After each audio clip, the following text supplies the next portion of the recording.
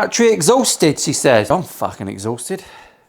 Right, where do I start? I snuck onto camera then, didn't I? Hardly. My gut came into shot first. Where do I start? Hello everyone, I'm Paul. This is Milo Studios. There's signs and things. I swear a bit, so do one if you don't like it. It's fine. I will not be hurt. Not as much as you are anyway, you weird people that don't like swearing. People do ask me stuff, and one of the things they ask is, let's have a little look at your collection. And I've got to say, it's a little bit underwhelming. I don't collect guitars. But I did buy, I got sucked in by the internet mythage, and it said, do you want to, everyone needs to own their birth year Les Paul. And my name is Paul, and I like lettuce lickers. We're digressing. I bought my birth year Les Paul. This was actually made within a week of my birthday. It's completely battered. It's been played to fuck, which is why I liked it.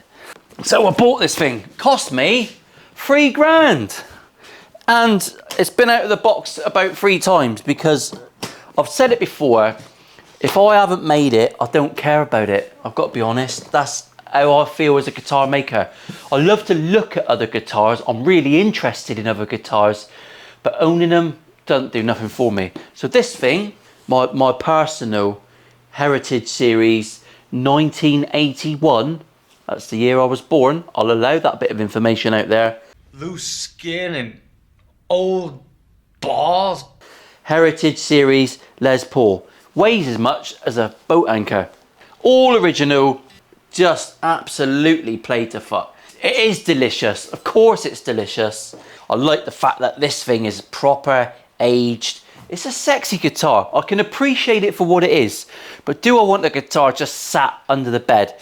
It's got the smallest frets I've ever seen. They're tiny. The smallest frets known to man. They're hideous. So that is my job for this. There's nothing left of the nibs, like a gnat's codpiece. I think this has probably had a couple of fret dresses in its life. It's been played to high heaven. It's not actually showing signs of fretwear, maybe some mediocre fretwear, but there's nothing left to work on really. It's got the original Tim Shaw humbuckers, which I think are £1,000 just for those. They're the angriest humbuckers I've ever owned. Fucking just dirt boxes. I'd love to know the story. Sadly, when guitars like this change hands, normally the owners are no longer of this earth, which is sad in itself. So perhaps we'll never know. But it is lovely. It is lovely. I appreciate it, but I don't know if I want it. To my mind, it's pretty much unplayable. It's absolutely minging. And one of the tuners was broken when I bought it. I've got some more original style tuners to put on. Bit of energy, Paul. This guitar makes me happy and it makes me sad. It makes me sad that I'm never going to be a collector. I'm a catch and release collector, as we've mentioned before. I've got no interest in keeping things under the bed. If I sell it, I might miss it a little bit. But in a weird way, I'll miss my Chibson more. Say what? I've got 3 guitars in my collection, which I might do a video on the 3 that I'll never sell. Because I can't sell them, they've got significance. This hasn't really. It's very, very cool. So yeah, if you are a proper tech and you're watching this and cringing your bollocks off, just bear in mind it's mine. It don't really matter. Let's get her taken apart. Comment below, how old's your oldest guitar? This is my oldest beast. She's the same age as me. She's 44 years of age. So I've pinged out a couple of frets. I took out one and then I took another one out just to check because I had a feeling this thing had been refretted potentially a couple of times. There's no sign of any glue on the tangs, so I'm not going to solder and put any solder on and heat them up. There's no glue to go.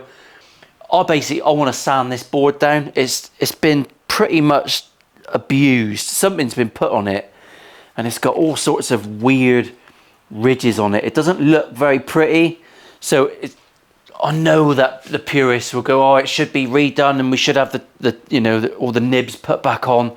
I'm not going to do that. I know that my nut's knackered. I'm going to have to replace that. I want to make this guitar a player. I want to be able to enjoy it and play it. It's a 1981. It's not you know, a mental expensive collectible guitar. So I'm going to ping the rest of these frets off gently. I've got these little doofers from Stu Mac. I've got my nice new nippers. We're just taking them out. And then basically I'm going to sand this. I'm going to re-radius this neck. I think it's a 12-incher. And it is. And we're going to re-radius this neck, straighten it out, and just get it looking a little bit prettier, because it's been hammered to fuck completely. So yeah, let's do a little speedy uppy and I'll ping through and take these out. Gently.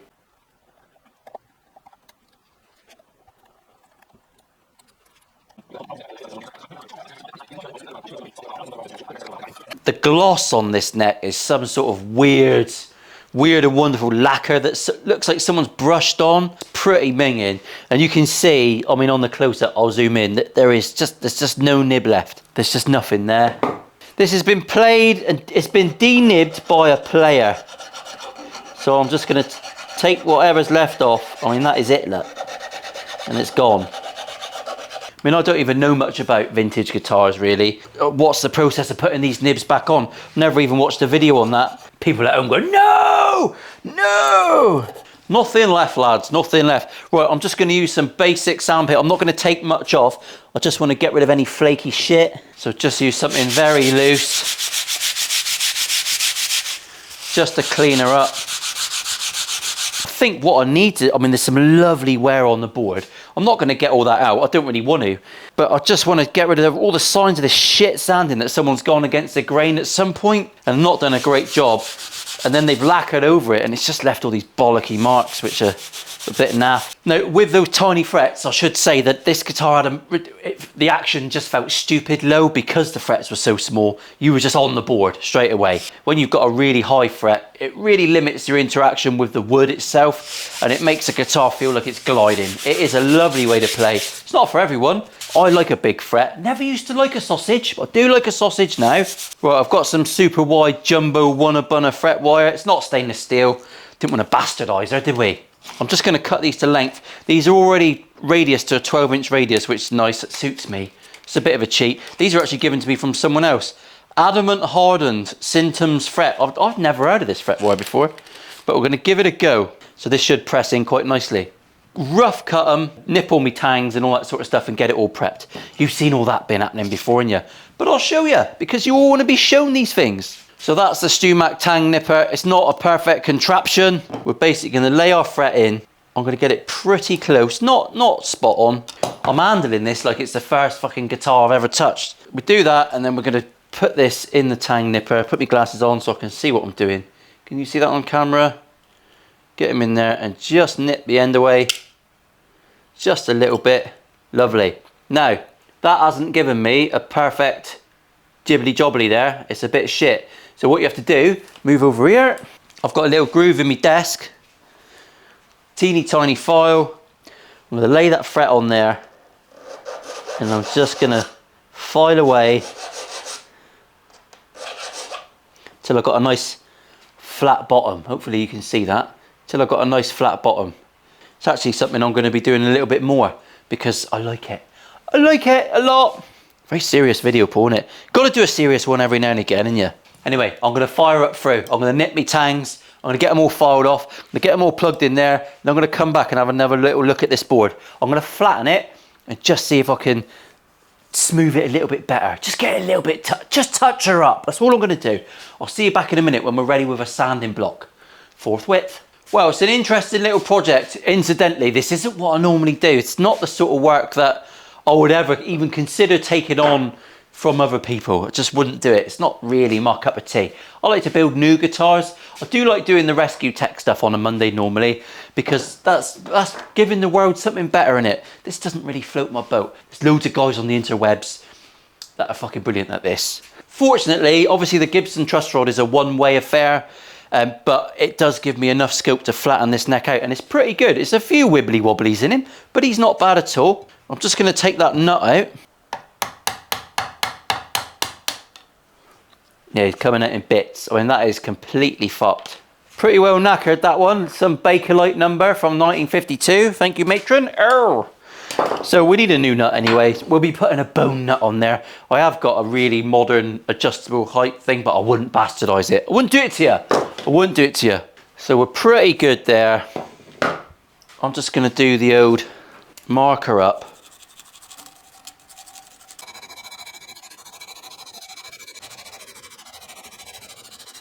You can see where it's just got a big dip in the middle.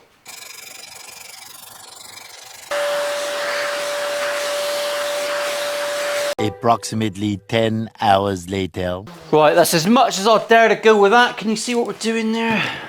That's as much as I dare to do with that. That is smooth, lovely, right up to 800 grit. It's looking good. I've got like 2 chips, which should fill. It should be fine. The grain in the rosewood looks lovely. It's banging. It's a lovely bit of wood. We've uncovered some niceness. It looks a lot better than the fucking dirty hellhole that it was when I got it. Don't know how bad the dust is from this old wood, but we'll soon find out tonight when my throat's the size of a football, won't we?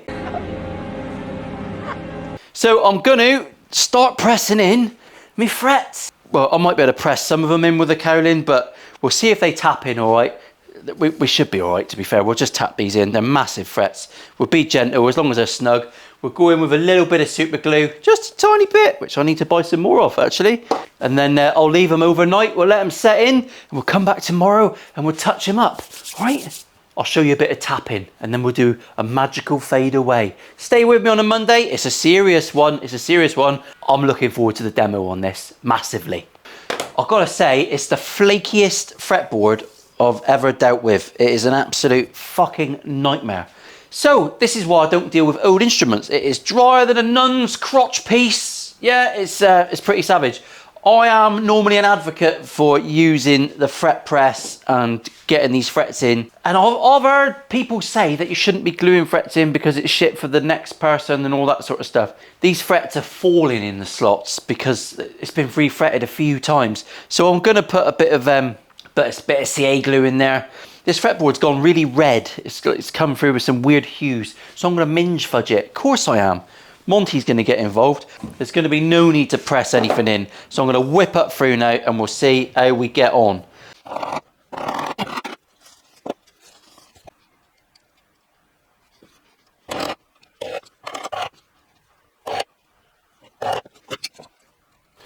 Right, I think that's enough fettling with that. I'm going to leave that now overnight and then tomorrow we'll come back. We'll trim them off, do a level and recrown, get a nut cut in, and string the bitch back up. I reckon we're ready to go. I'm going to do the bare minimum. Before I go though, I'm just going to get rid of some of the excess. There's a little bit of CA glue on there and I'm going to minge fudge it up and I'm going to leave it all night like it says on the bottle. My first overnighter. I think that's something to be excited about, isn't it?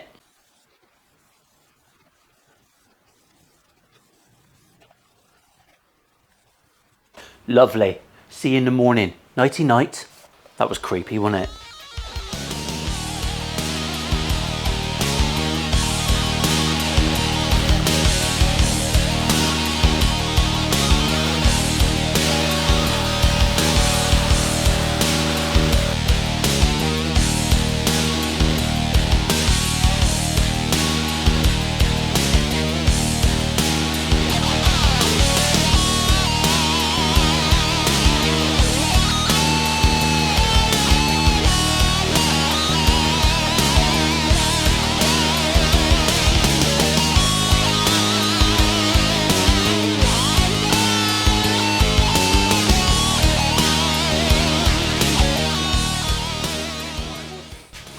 Right, just to dispel any dickheads hiding in the comment section, I was cringing my way through that. Vintage instruments are not my forte. Teching is not my forte. New instruments is. This is a learning path for me as much as it is for you, and you might as well learn on your own guitar. As it happens, we've got the result is absolutely fine. I'm going to fretalise these now. I'm going to go through, re-nourish the fretboard, and we'll come back and we'll do the other little bits and bobs that I've got to do. Working on old stuff. It's not my cup of tea. Not my cup of tea. Incidentally, don't send me messages asking me to do tech work on your guitar, because don't do it. I only do tech stuff for the Monday fluff pieces. And the enjoyment is because I'm learning to do it, although I can already beat your Plek machine. Shh. But not in the eyes of the purist, no way. Humans can't beat the accuracy of a pleck machine. No, they can't. That's very true. But humans can be accurate enough to get to the point where your fucking greasy little fingers covered in Dorito dust can't tell the difference. And that is a bit of logic, my friend, if you're in the comment section lurking, you fucking meathead.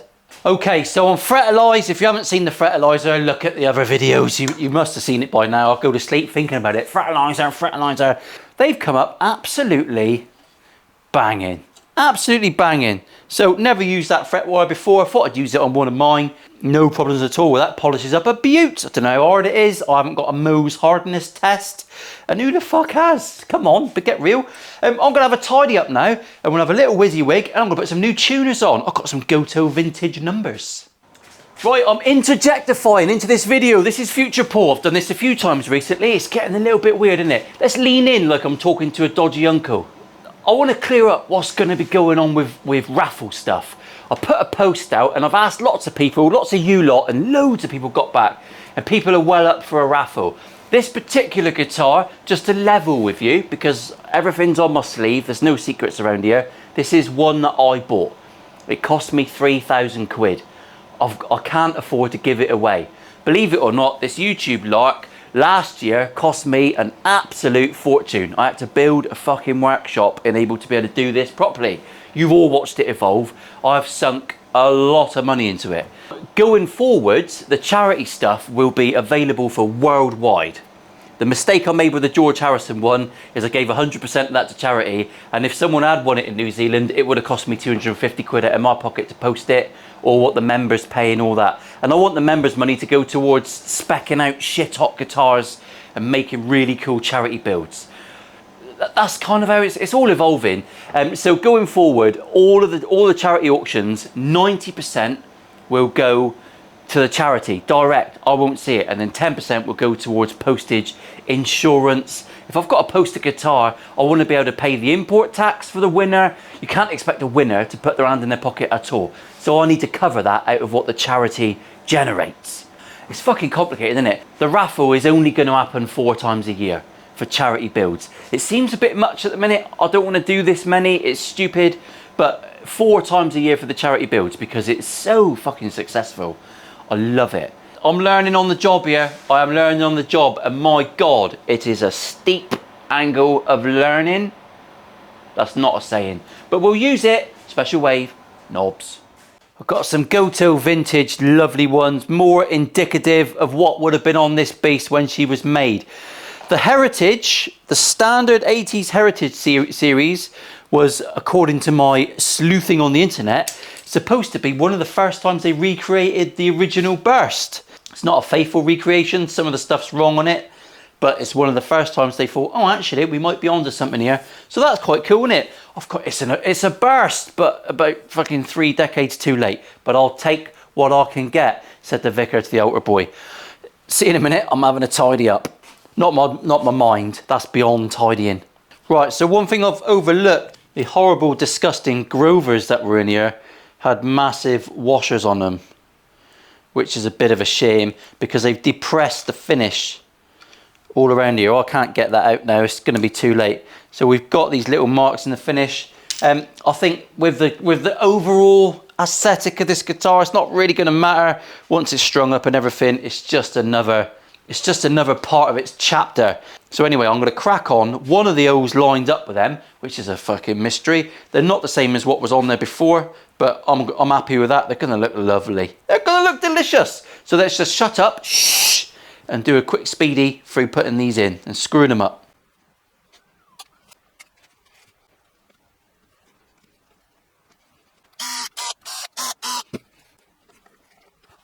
Right, vintage tuners installed. That was easy enough, isn't it?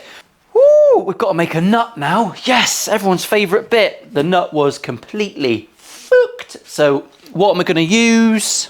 What nuts should we put on? It's a hideous prop, isn't it? It is hideous. Right, we're going to make a new nut from scratch using a nice bit of bone. High-grade bonium, of course we are. That's the way to go. It is tempting to use one of these ugly metal numbers, isn't it? I don't know why I bought these. They're fucking horrible. Might use one day. Might do, might not. Right, it's 43mm spacing. I've got a brass nut here which has got the right spacings on it. So I'm going to use it to roughly dimension my bonium, get this so it's the right sort of shape, and then we'll cut some slots in. Doing nuts is always a bit of a, right, don't go too far, just go bit by bit, nibble away. Get him nice and flush one end, mark him up, chop him off. Don't put your fingers too near the chop saw blade. Right, good width for a minute. We are way too thick. I'm gonna have to thin this down. Lots of different ways you can do this. I love the smell of bone. Weirdest thing I've said all day. So we're gonna lay out some sandpaper. I'm gonna get this on and I'm gonna just flatten it. I'm gonna rub it on the sandpaper. I'm not gonna put it anywhere near the electric whizzer. We're just gonna go every direction, sand it. I'm gonna mark it first with a pencil so that I can see that I'm nice and even.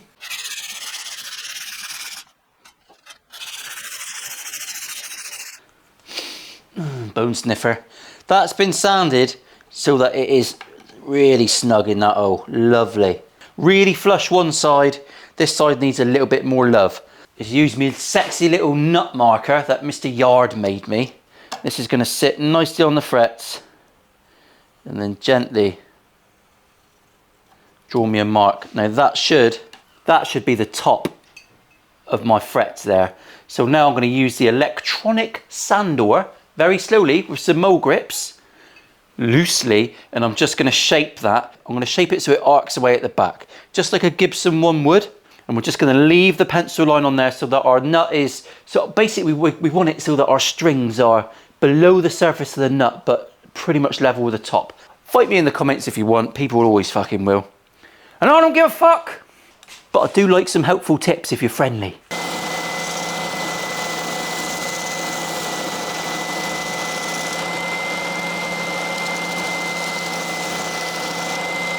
Alright, so we've got me nice shape there. I just held it gently with the molus grippus. I've left the line on there. We haven't gone too far. I haven't pushed too hard, so I've burned the top. And I've gone on an angle, which is what you would get in the original. Now when that sits in, look at that. That's not rocket science, is it? Piece of piss. I'm just going to roughly sand in the end now. Plug in my camera because she'll shit her pants out. I'm just going to get this end shaped in now because that's a little bit long. I'm nice and flush there.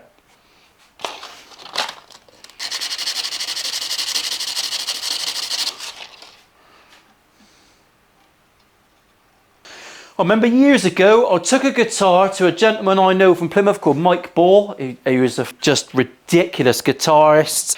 And I took a guitar to him that I'd made, all proud of myself because it was mustard, it was this telly.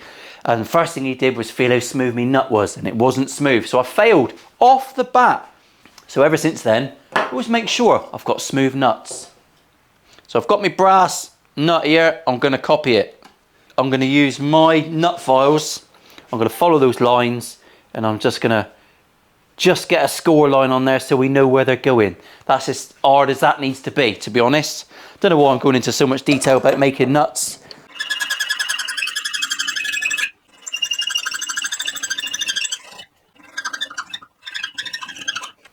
Marvellous. Right, I'm going to give it a good sanding now with a bit of 400 grit.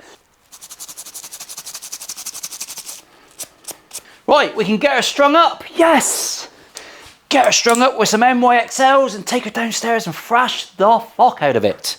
Woo! I'm not going to show you stringing it up because someone will go, oh, you've done the windings wrong. Fuck off.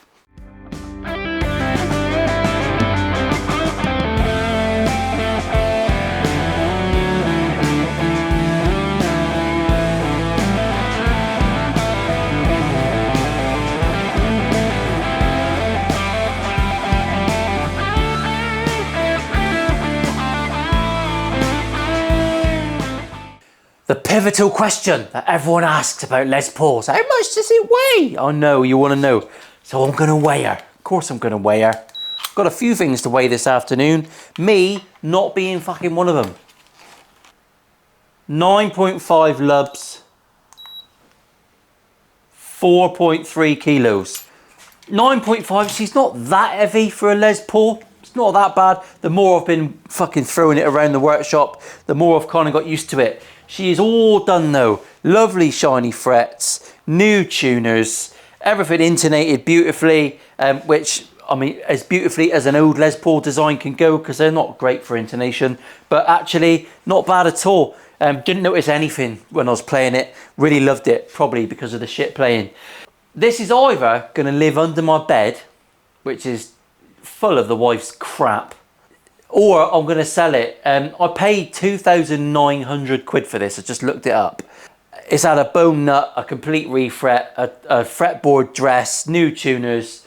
I suppose I'd let it go for 3,000 quid plus postage. If anyone wants to buy this vintage guitar, it is April 1981, Les Paul, original standard heritage series. So it's a pretty special Les Paul, to be honest. It plays absolutely wonderfully. It's got all the fucking mank and everything you'd expect, the check-in.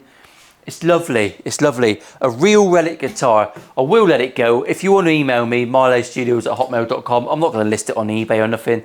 It's been lovely to have you all here. Special wave. Bit of an unusual one, isn't it? I hope that I'm thinking I can make the edit a little bit funny, because it's a bit serious, isn't it? Old antique things are a little bit too serious for their own good. I'm waffling. I'll see ya. Multiple stage waffles.